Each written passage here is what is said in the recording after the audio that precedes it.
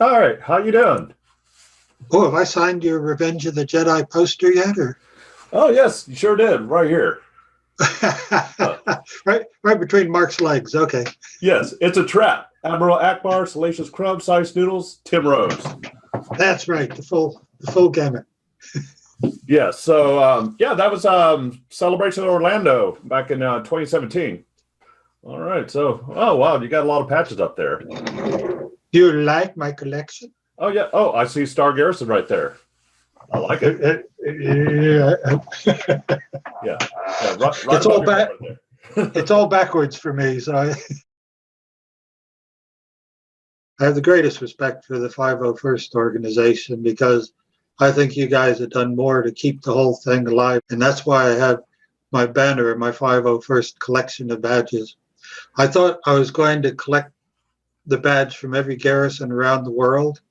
And then one day I saw the map that showed how many there were. And I said, I'm going to need a bigger banner, that's for sure. I'm not even halfway there yet, but I'm still working on it. All right.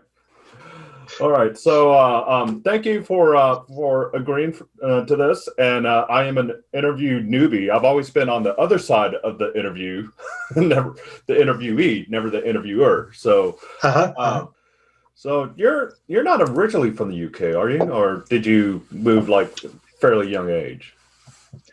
I was born in a town so small it only had one paved road, and that was the US 36 heading for Hannibal, Missouri. I Mm. was born in Pittsfield, Illinois. Oh wow. So, It had more than one paved road, but the road I lived on wasn't paved. So yeah. So when did you make the decision to emigrate? I didn't ever. I realized I was working for Jim Henson doing the Muppet Show on Sesame Street, Mm. but I was working in the workshops in New York City. And Jim started doing his movies. The Great Muppet Caper was the first one we did over in England. And he wanted his New York crew to come over. Now, the Brits didn't want any of us to come over because there was a lot of British people out of work at the time. Mm. So that's when they came up with the idea, I know what, we'll call these guys from New York animatronics designers. So we applied for work permits as animatronics designers, and there were no animatronics designers in the UK because there weren't any anywhere because we made it up. And we all got our work permits to come over to England and work. So I worked on Great Muppet Caper, and then I worked on Dark Crystal, and then the next film came straight after that. And it was only when I realized that I'd been paying rent on an apartment in New York City that I hadn't walked through the front door of in 4 years, I thought, I think I live in England now. So it was never my plan. What were some of Mhm. the earliest influences, whether it's performances that you saw or movies that just made a huge impact on you? Well, certainly while I was still going to school, the Muppet Show had started on TV. And so I was always a foot from the TV screen trying to work out how all these puppets were done. I started off, I was taking graphic art and theater at a little community college, and they did a Renaissance fair. So we were doing medieval plays, but we were all trying to do something else as well. So I kept looking at Renaissance fairs, and of course, puppetry popped up all the time in the late Middle Ages and later on. And so I got it in my head that I was going to do a Punch and Judy show.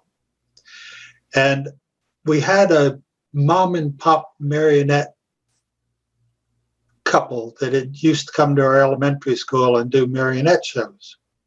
And I knew where they lived, so I went and knocked on the door and said, "Hi, could you teach me how to make a puppet? Because I want to do a puppet Punch and Judy show." And I expected them to just like close the door in my face. But instead, they brought me inside and took me downstairs to the cellar where the workrooms were. And on the walls were marionettes that went clear back to the vaudeville days, all hanging in little clear plastic bags and everything.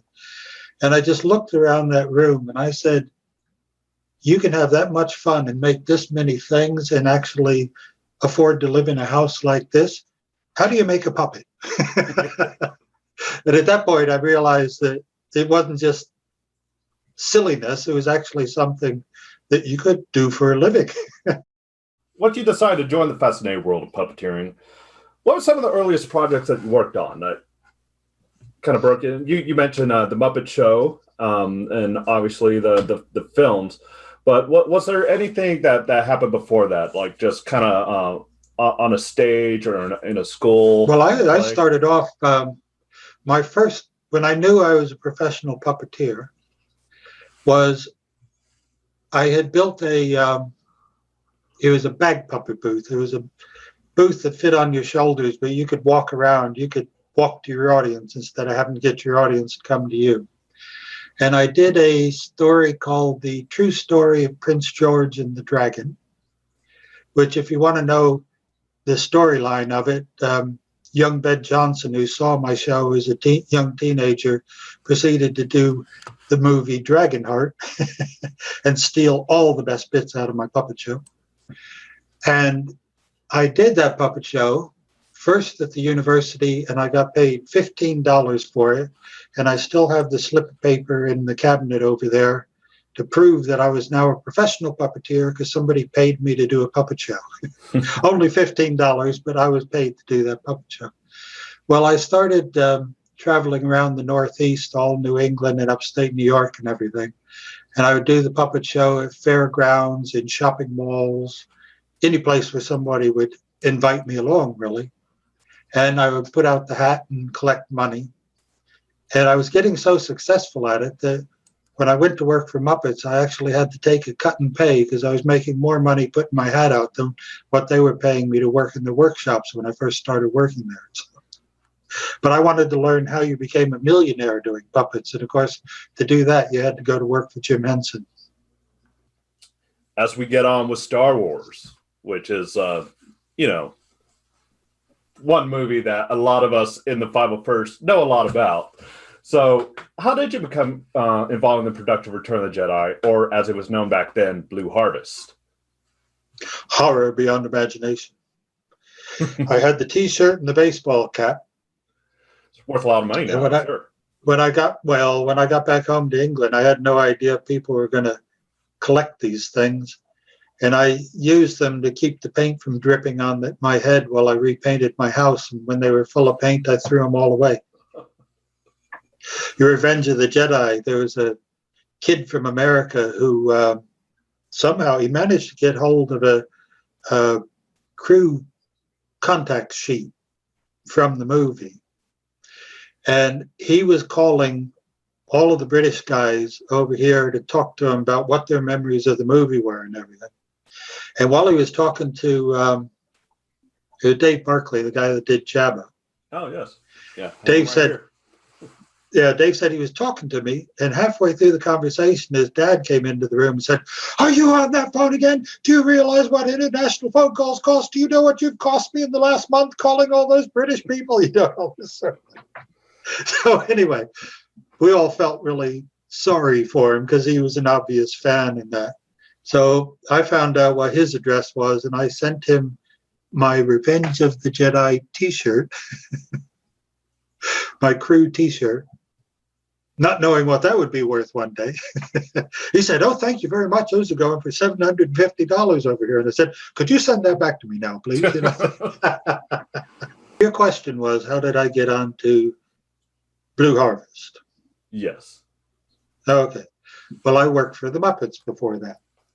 And I worked with a guy, Mike McCormick, and oh dear, 65 years old, the guy who sculpted Salacious Crumb. Tony McVeigh. They, after Dark Crystal, they both worked with me on Dark Crystal, and they wanted to be more successful than they were being working for Muppets. So they had left Muppets and went out to California to sell their wares out there. And of course, they ended up working on the Blue Harvest before me. Now, Mike McCormick, they were making Salacious Crumb, and he was also making Snootles. Oh, yes. One of my favorite things. While they were making Salacious Crumb, and because they just left the Muppets under a cloud, Tony said that his mindset when he was sculpting Salacious Crumb was, what would Kermit the Frog look like if he'd taken too many steroids? Now, if you'd seen the actual puppet, if you'd seen him without a skin on, he was the same skeletal structure, the same build, and the exact same proportions as Kermit the Frog. Oh, wow. So he was Kermit the Frog turned into a crazy man, you know. So anyway, Mike was also working on the character Snootles, a nightclub singer. But he had built her as a classic marionette. And he was up on a scaffold one day trying to puppeteer this 5-foot-tall marionette, which weighed over 65 pounds. And he lost his balance and he fell off the scaffold. So he now had a broken arm and he couldn't do the movie. So I had just left Muppets myself and was sitting in that apartment I told you about in New York City going, what have you done? All you've ever wanted to do is puppets. And he said, well, Tim, if you can get out here to California, maybe you can get a job on the film and take my place. And I got called by, I think it was Warren Franklin. He was one of the producers on the movie. And he didn't want to fly me out to California because I found out later that Mike wasn't the most popular guy in the workshop to start with. So the guy Mike recommended, they were thinking was probably going to be just the same kettle of fish, you know. Anyway, he didn't want to fly me out to California for the interview. So I said, sir, I'll make you a deal. I'll fly myself out to California, everything under my own expenses. I'll do the interview. But if you hire me on the show, then you pay me back for the money that I've had to spend to get out there. And he liked the idea of a man who liked doing deals. So he agreed to that. I did the interview, got the job, and got paid back for my flight out to California. Nice. Nice. So I was now working in Phil Tippett's workshop. A very exciting place in those days. We were meant to be talking about ILM. It was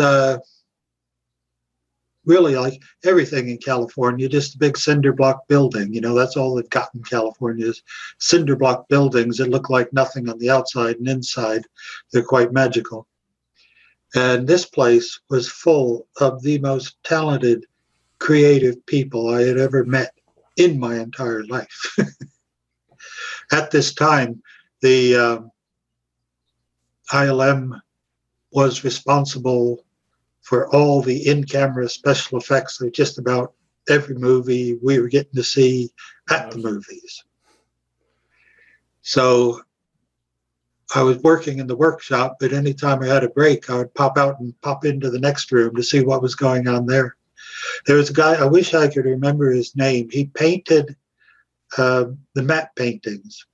Because before we had computers, they used to have to paint a matte painting, and they'd build a bit of set, and then they'd hang this matte painting in front of it, and then the camera would shoot through the matte painting and the set, and you got the full scene that way, you know.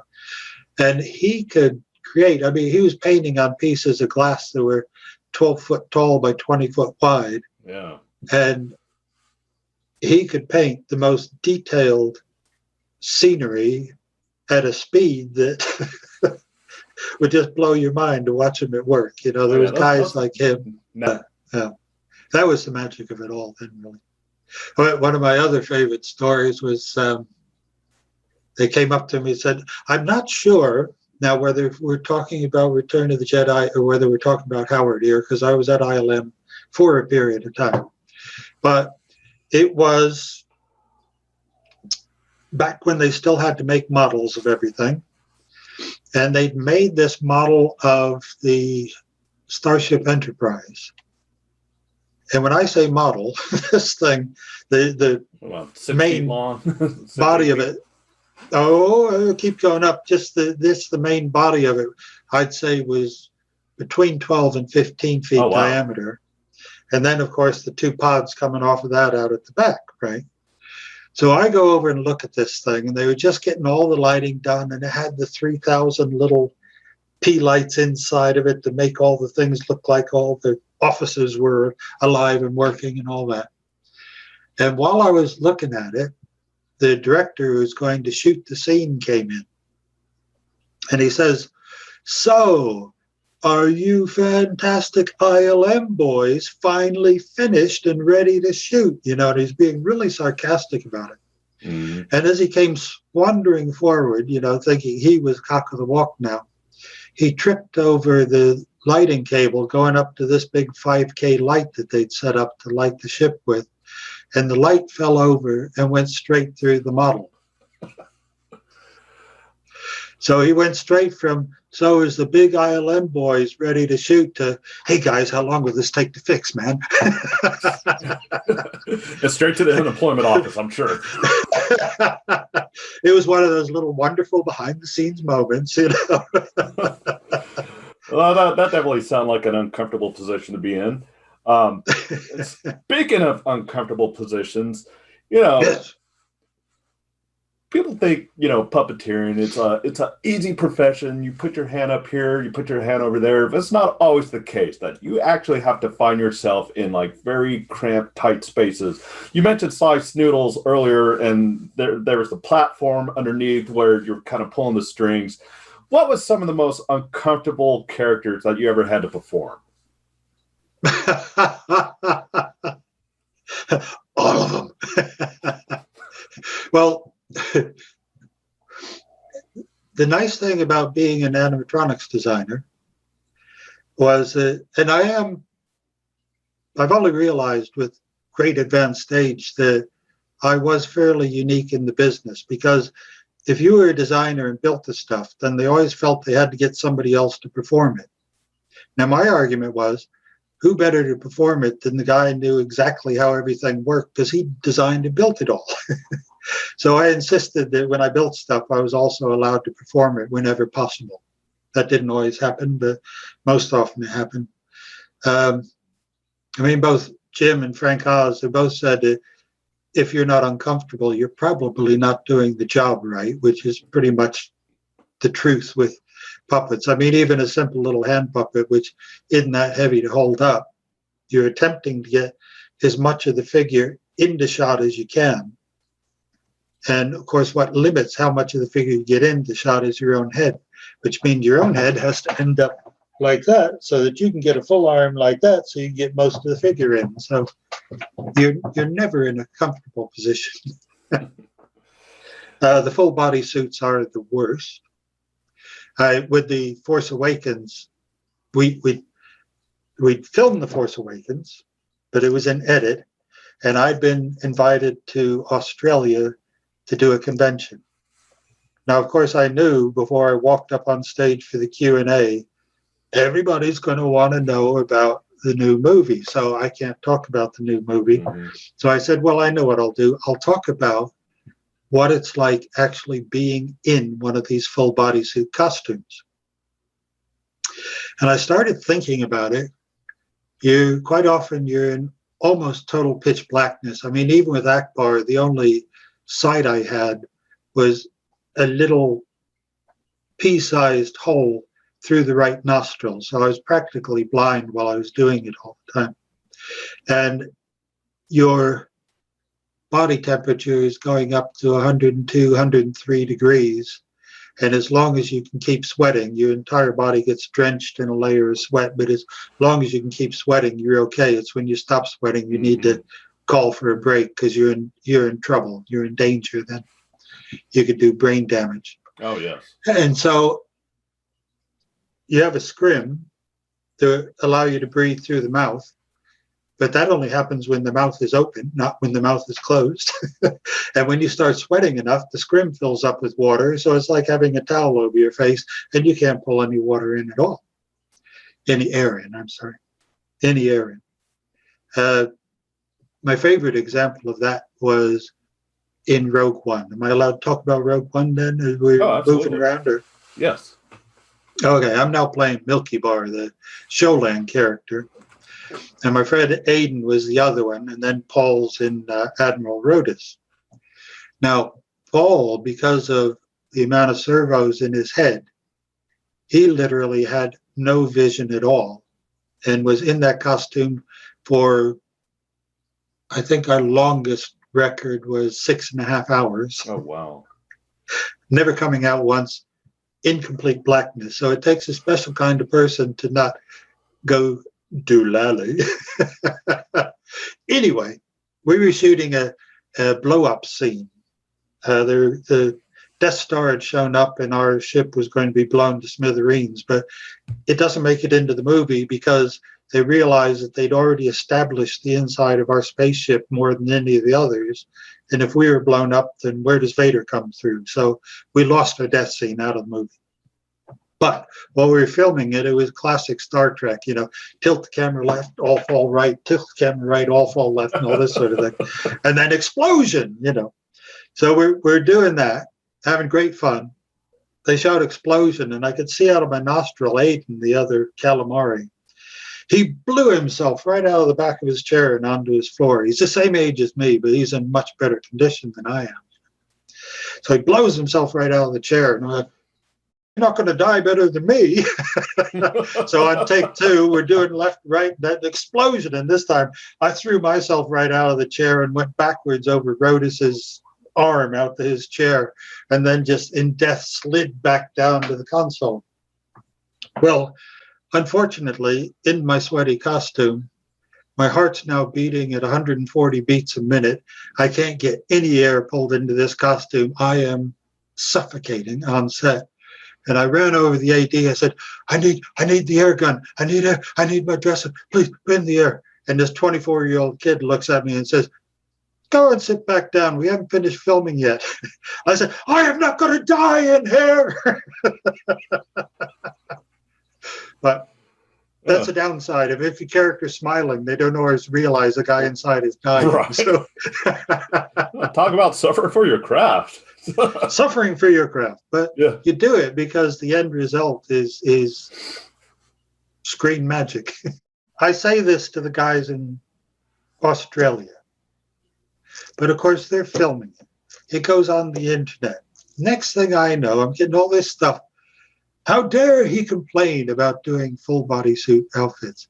And I wasn't complaining. I was trying to help people to understand just what we actually do to create what you actually see. You know, that was all I was trying to do. So, Sorry, I Admiral run off Ackbar. all the time. Yes. Admiral Ackbar. So, he's actually become one of the most enduring characters from the whole film series. Thank you very much. Obviously, there's one line, and I know you did the performance. There was another voice actor who actually said it, but it's a trap. I sent Eric a photograph with me and Eric Bowersfeld together.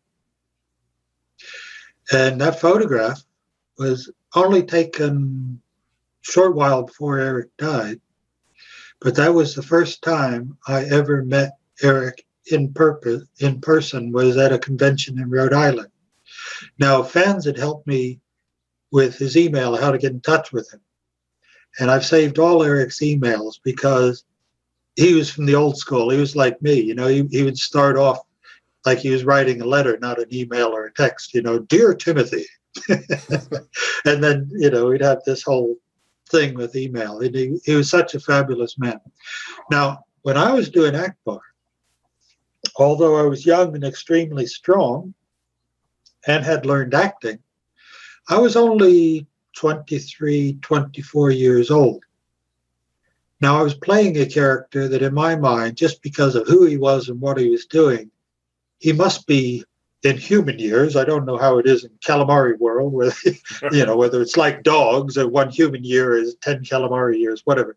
But in human years, this guy had to be between 55 and 65 years old to be in the position he was in, to get that much authority.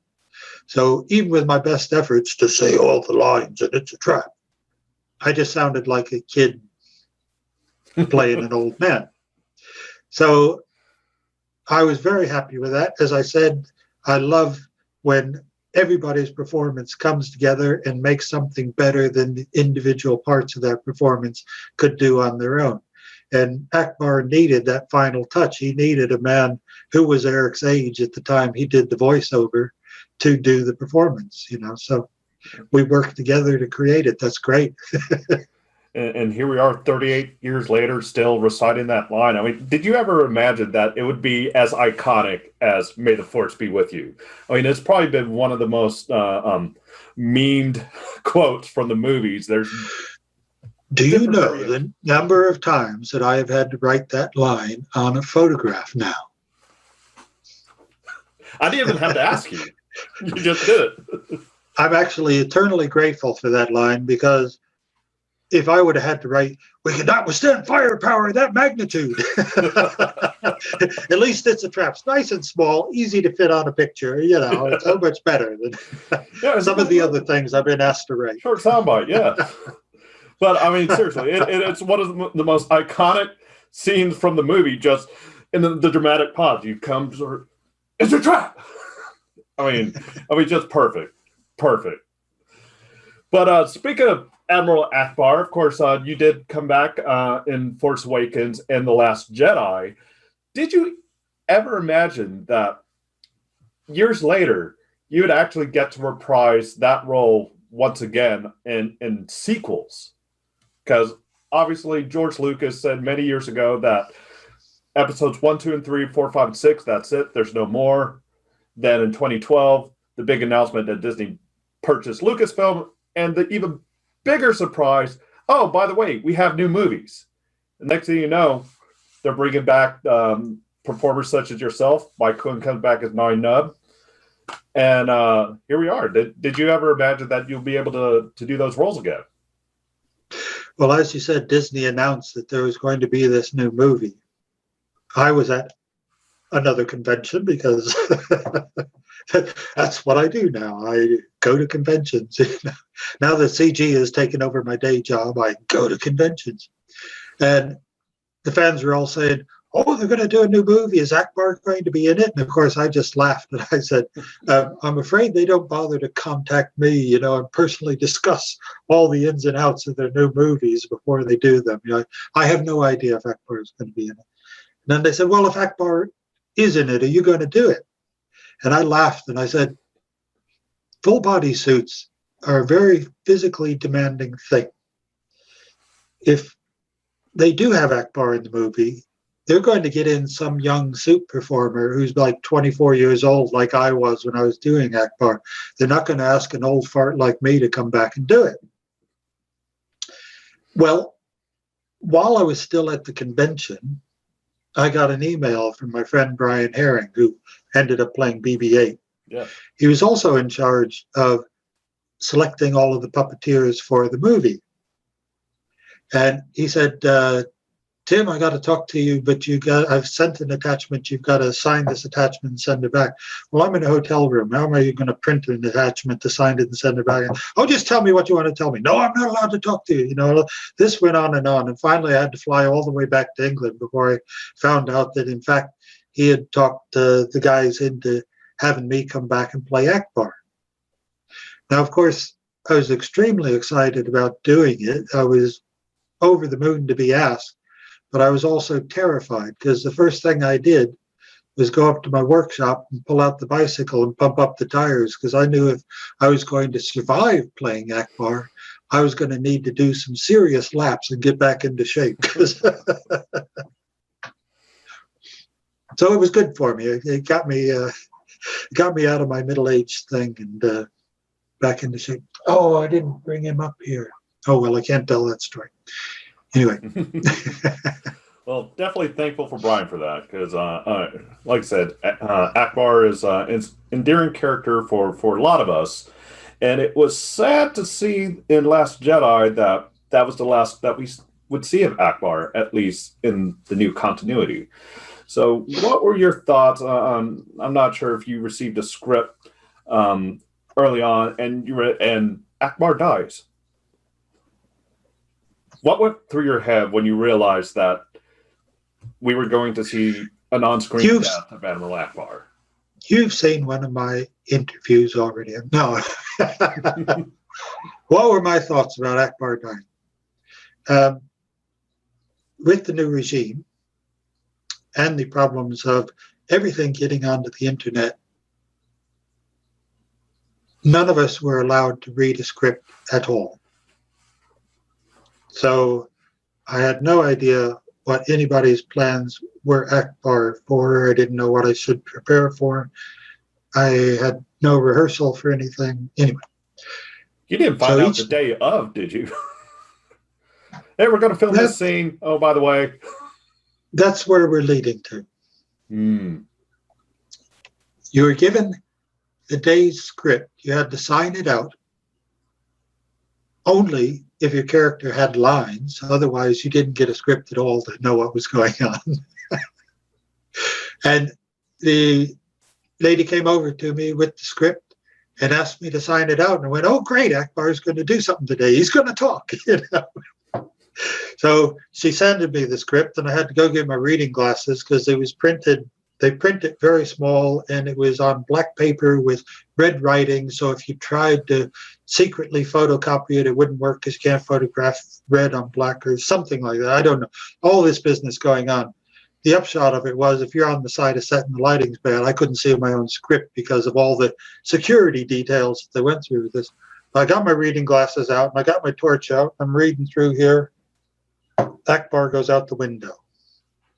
Oh, great. Because I hadn't done a lot up to that point. So I was really hoping that today's script was going to, the fight. I knew there was a battle coming up. So I was hoping that maybe I was going to get to lead the guys into another fight against the bad guys or something. And it wasn't to be.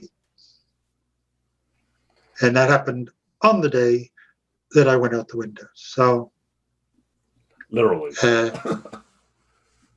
To say that I was, well, you can ask Brian Herring. I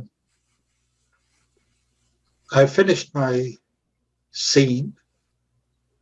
They asked me to come down to the camera, and I thought maybe they were going to say, well, thank you for doing Ackbar for 35 years or whatever. But instead, they thought it'd be really funny. They handed me this Millennium Falcon, and it had the scene number and the day on it, I think, or something. They said, before you get out of costume, could you just look at camera and say, it's a trap? So I held up the Millennium Falcon. I looked at the camera, and Ackbar said, it's a trap. And inside the costume, I was in tears. And I thought, so the end of Ackbar is an intimate meme joke. Oh, well.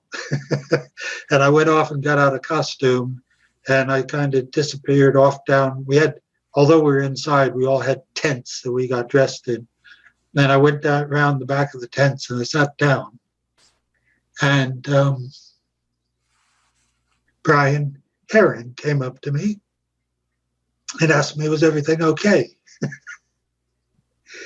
And I looked up at him, and he knew everything wasn't okay. Unlike the other guys, I'm the only guy who ever played Ackbar. Darth Vader can't say that. No. No. Well, nobody else can say that, but I was the only one. Well, here's to Admiral Ackbar. So it's just coffee this morning, but I'll definitely make sure. Oh yeah, no, he's over there, right? Proper drink later on tonight. As you're aware, we are celebrating 50 years of Lucasfilm, and within those 50 years, there's been many great films and stories: Star Wars, Indiana Jones, Howard the Duck, but also within that. We have American Graffiti. We have Tucker Man in His Dreams. I believe Labyrinth was a co-production with Jim Henson.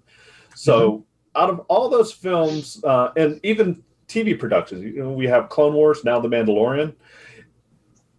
What has been your favorite Lucasfilm production? I mean, it's okay to say the ones that you worked on. The one I'm proudest of is Howard the Duck. Lucasfilm productions that they've done.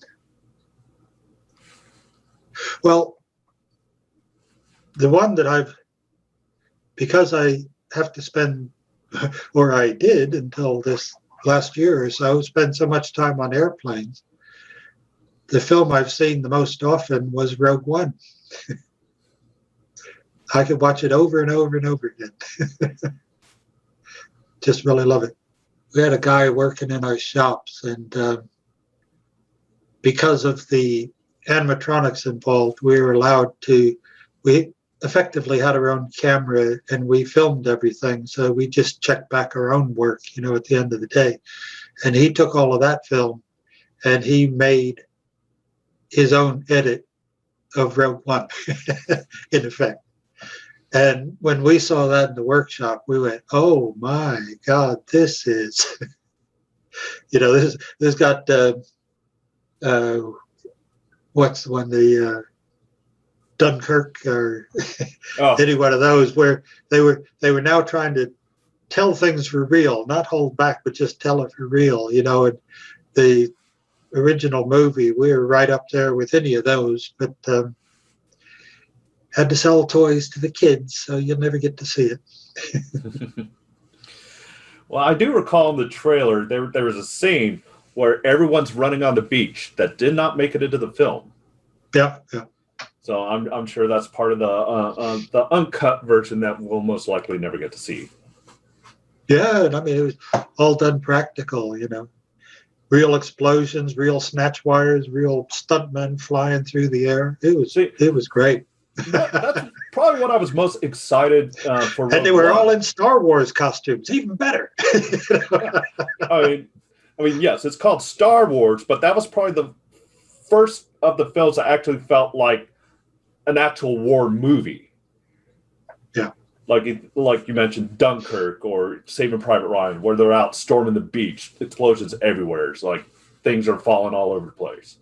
So people are finally getting brave enough to actually tell what really happens and not just do some little hero thing to convince kids to go.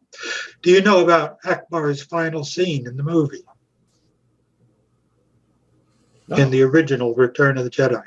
No, I do not. Richard Marquand came around and he said, right, well, we've been successful. We got the bomb in. We blew up the Death Star, and we're all celebrating because we won, all that. I want you all to jump up and run around. So he set the camera up there, and some calamari were jumping around. He set it over there, and some of the people were running around the other side of the spaceship. And then he set me up with Ackbar in his chair, and he was looking out the window, where the action had taken place. And I was just that age. I'm so old that I came that close to my number coming up to being drafted to the Vietnam War. Oh, wow.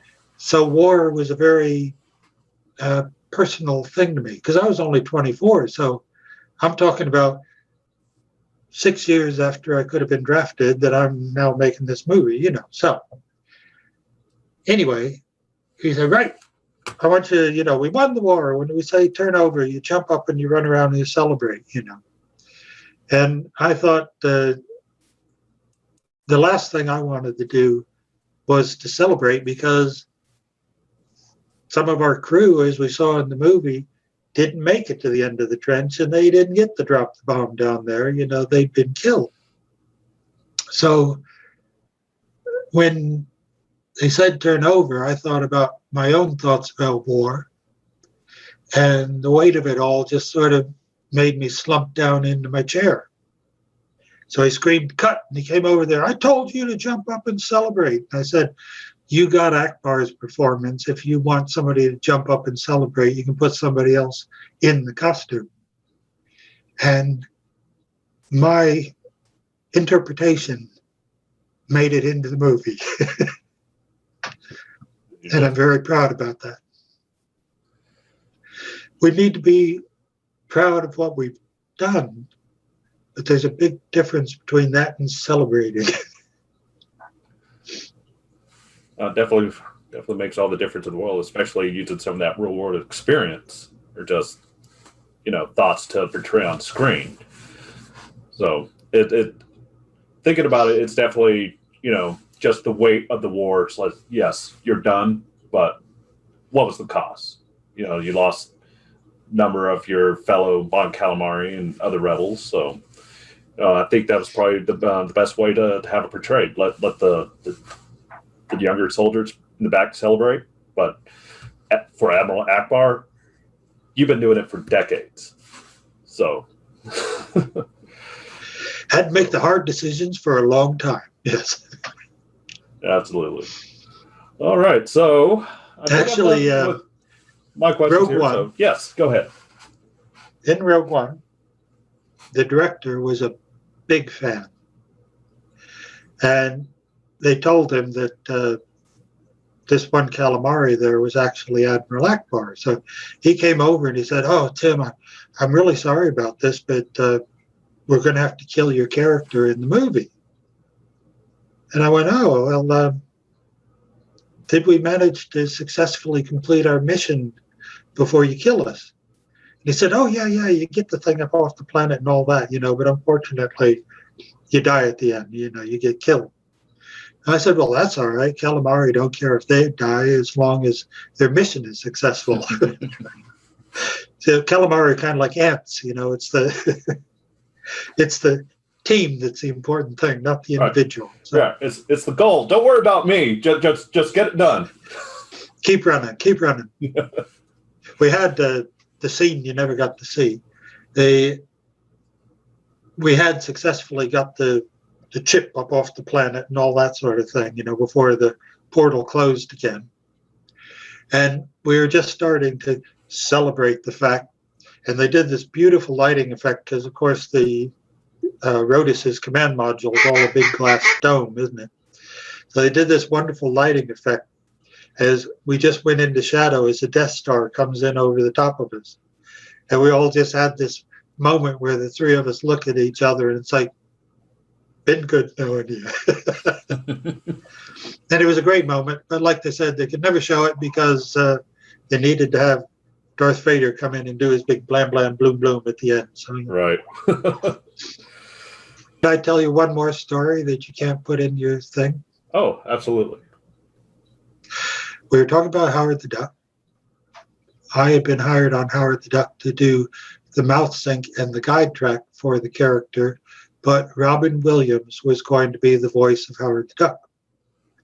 So while we were filming the scene with Beverly up in their loft and her and the duck together behind the curtain and all that, around the corner comes Robin Williams. And they introduced him to me, and I said, "Well, Mr. Williams, sit down and have a go at the puppet controls, because if you can puppeteer as well, I can go back to England and marry my pregnant fiancée."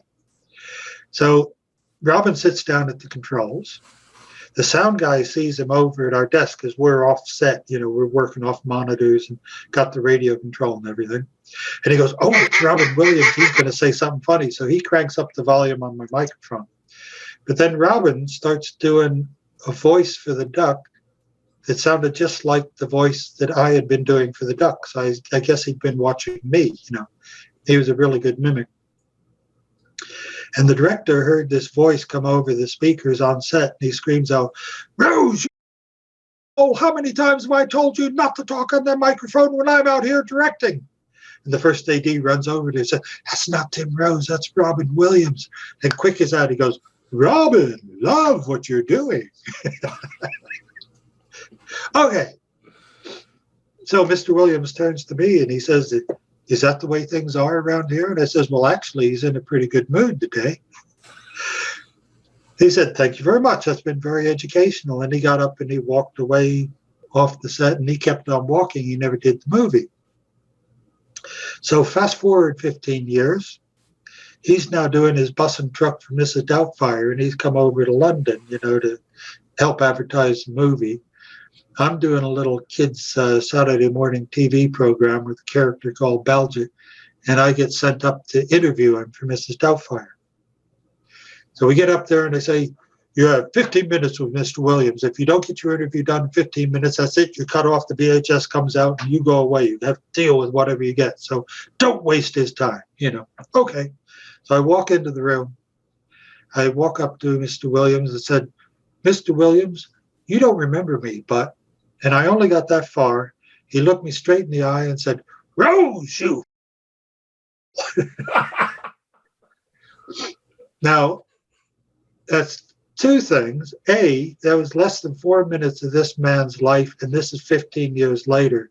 So what kind of a brain did he have that he could remember so much of his life? Maybe that was his curse, that he couldn't forget his life.